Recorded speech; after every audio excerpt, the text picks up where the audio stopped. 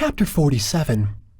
Amalickiah uses treachery, murder, and intrigue to become king of the Lamanites. The Nephite dissenters are more wicked and ferocious than the Lamanites. About 72 BC. Now we will return in our record to Amalickiah and those who had fled with him into the wilderness. For behold, he had taken those who went up with him, and went up in the land of Nephi among the Lamanites, and did stir up the Lamanites to anger against the people of Nephi, insomuch that the king of the Lamanites had sent a proclamation throughout all his land, among all his people, that they should gather themselves together again to go to battle against the Nephites.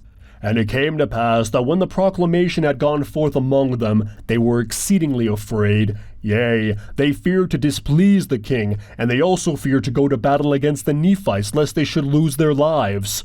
And it came to pass that they would not, or the more part of them would not, obey the commandments of the king. And now it came to pass that the king was wroth because of their disobedience. Therefore he gave Amalickiah the command of that part of his army which was obedient unto his commands, and commanded him that he should go forth and compel them to arms. Now behold, this was the desire of Amalickiah, for he being a very subtle man to do evil, therefore he laid the plan in his heart to dethrone the king of the Lamanites. And now he had got the command of those parts of the Lamanites who were in favor of the king, and he sought to gain favor of those who were not obedient. Therefore he went forward to the place which was called Onidah, for thither had all the Lamanites fled, for they discovered the army coming, and supposing that they were coming to destroy them, therefore they fled to Onidah, to the place of arms.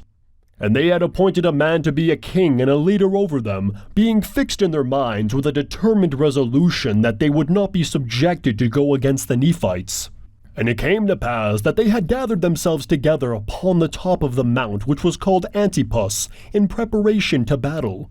Now it was not Amalickiah's intention to give them battle according to the commandments of the king, but behold, it was his intention to gain favor with the armies of the Lamanites, that he might place himself at their head and dethrone the king and take possession of the kingdom. And behold, it came to pass that he caused his army to pitch their tents in the valley which was near the mount Antipas. And it came to pass that when it was night, he sent a secret embassy into the mount Antipas, desiring that the leader of those who were upon the mount, whose name was Leonti, that he should come down to the foot of the mount, for he desired to speak with him. And it came to pass that when Leonti received the message, he durst not go down to the foot of the mount. And it came to pass that Amalickiah sent again the second time, desiring him to come down. And it came to pass that Leonti would not, and he sent again the third time.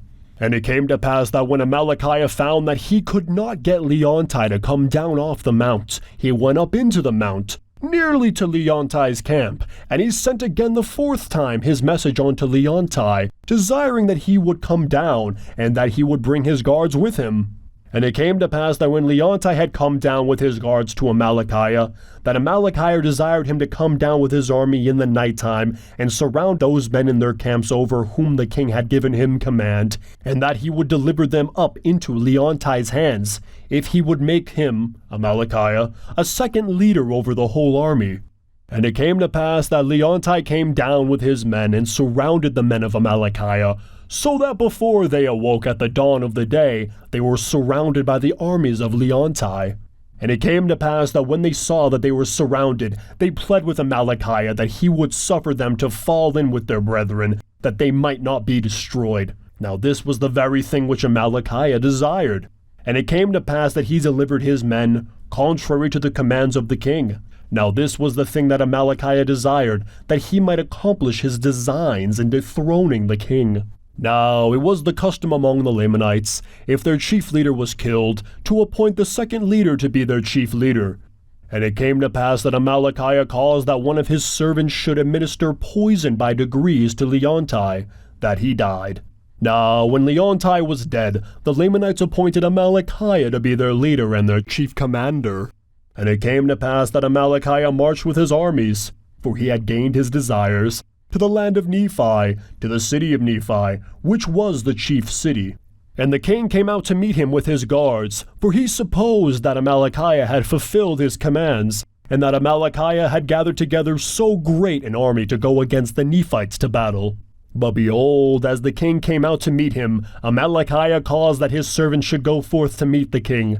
And they went and bowed themselves before the king, as if to reverence him because of his greatness. And it came to pass that the king put forth his hand to raise them, as was the custom with the Lamanites, as a token of peace, which custom they had taken from the Nephites. And it came to pass that when he had raised the first from the ground, behold, he stabbed the king to the heart, and he fell to the earth. Now the servants of the king fled, and the servants of Amalickiah raised a cry, saying, Behold, the servants of the king have stabbed him to the heart, and he has fallen, and they have fled. Behold, come and see.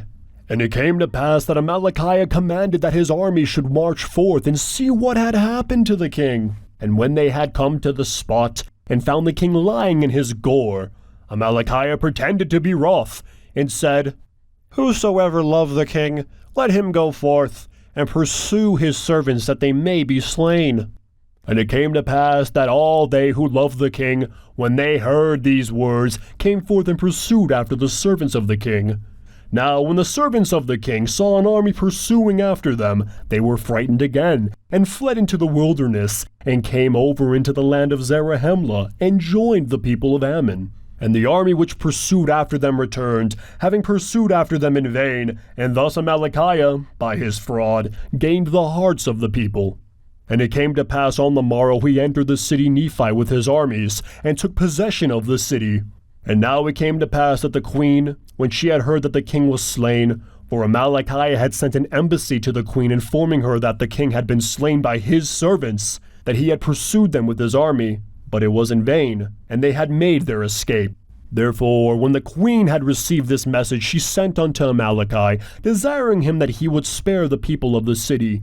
And she also desired him that he should come in unto her, and she also desired him that he should bring witnesses with him to testify concerning the death of the king.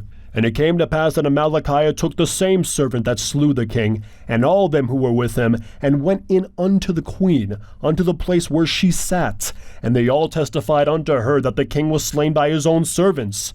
And they said also, They have fled. Does not this testify against them?